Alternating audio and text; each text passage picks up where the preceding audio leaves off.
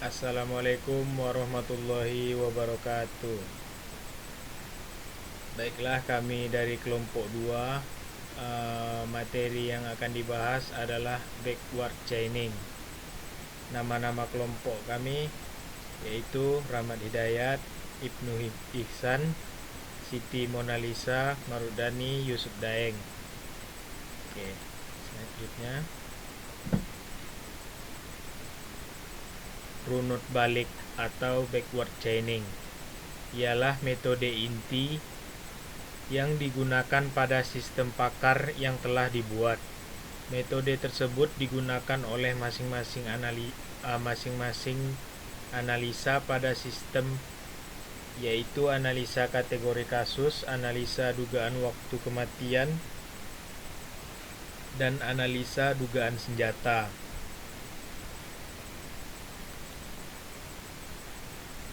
Oke, selanjutnya kasus backward chaining akan dijelaskan oleh Siti Monalisa.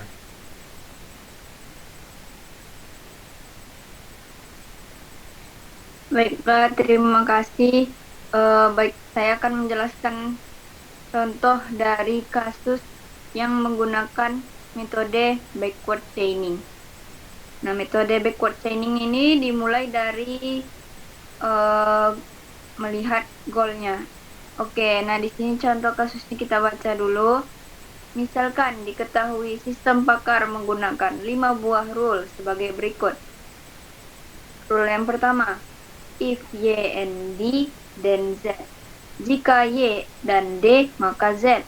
Rule yang kedua, if X and B and E, then Y, then Y. Nah, jika X dan B dan E, maka Y.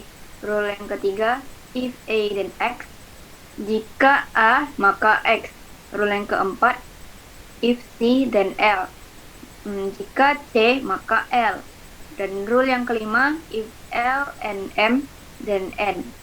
Jika L dan M, maka N. Adapun fakta-fakta yang telah diketahui atau bernilai benar adalah A, B, C, D, dan E. Nah, A, B, C, D, dan E itu bernilai benar. Dan goal atau tujuan dari kasusnya adalah menentukan apakah Z itu bernilai benar. Jadi karena metode backward chaining ini dimulai dari tujuan atau akhir dari sebuah kasusnya, maka kita mulai dari Z. Kita letakkan di dalam dua kolom, yaitu pertama kolom database dan kolom stack. Nah, di goal tadi itulah kita letakkan dulu dia di stack untuk dianalisa di dalam rule mana dia. Oke, kita mulai dari Z. Z itu berada di rule yang mana? Nah, dia berada di rule yang pertama, if Y dan D. Nah, karena dia if Y dan D, kita lihat di database adakah Y ada. Karena D sudah bernilai benar, maka D tetap berada di database dan Y diletakkan di stack karena dia tidak ada di database. Lanjut, kita lihat ke iterasi kedua.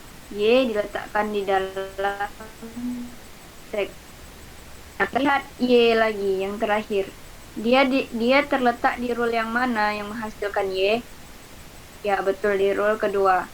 Maka kita lihat rule kedua, if-nya apa? If-nya ada X, B, dan E. Nah, kita ada base-nya. Yang sudah benar itu apa saja? X ada, X tidak ada.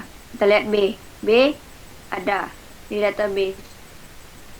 Jadi B tetap berada di database, E juga ada dan tetap bernilai benar. Jadi yang dimasukkan ke dalam stack adalah berikutnya adalah X. Nah, kita simpan dulu dia di stack. Selanjutnya kita lihat lagi X tuh, akhir dia X. Rule mana yang menghasilkan X? Rule ketiga. Nah, kita lihat if-nya. If-nya adalah A. Karena A itu benar di database dan hanya A if-nya, maka X bernilai benar. Karena X bernilai benar, itu fakta baru dan dimasukkan ke dalam database dan X dihapus dari stack. Selanjutnya, iterasi keempat, X sudah berada di dalam database. Karena X sudah berada di dalam database, dan yang huruf terakhir yang ada di stack adalah Y. Kita lihat lagi Y. Case Y itu dihasilkan dari rule keberapa? Rule kedua. If-nya apa? If-nya ada X, B, dan E. Kita balik lagi. Nah, karena X tadi sudah masuk ke dalam database, B juga sudah benar, E juga sudah fakta, maka Y benar, maka Y dimasukkan ke dalam database dan dihapus dari stack. Karena huruf terakhir yang berada di stack adalah Z, maka kita lihat Z dihasilkan dari rule pertama. Dan rule adalah Y dan D. Kita lihat lagi di database, adakah Y? Ada. D ada juga. Maka Z bernilai benar. Dan terbuktilah Z bernilai benar dan Z dihapus dari stack dan dimasukkan ke fakta baru. Lanjut ke iterasi ke-6, Z dimasukkan ke database. Kita baca tuh ya. Karena goal Z ditemukan di database, nah karena Z sudah masuk dia ke dalam database, maka proses pencarian pun dihentikan karena goalnya sudah ketemu. Dan disinilah terbukti bahwa Z bernilai benar. Nah, seperti itulah metode dari backward chaining, yaitu dimulai dari belakang, jadi mundur ya. Oke, demikian penjelasan mengenai backward chaining dari kami, kelompok 2. Saya kembalikan ke moderator Rahmat Hidayat. Terima kasih atas perhatiannya telah mendengarkan presentasi dari kelompok 2 pembahasan mengenai backward chaining. Assalamualaikum warahmatullahi wabarakatuh.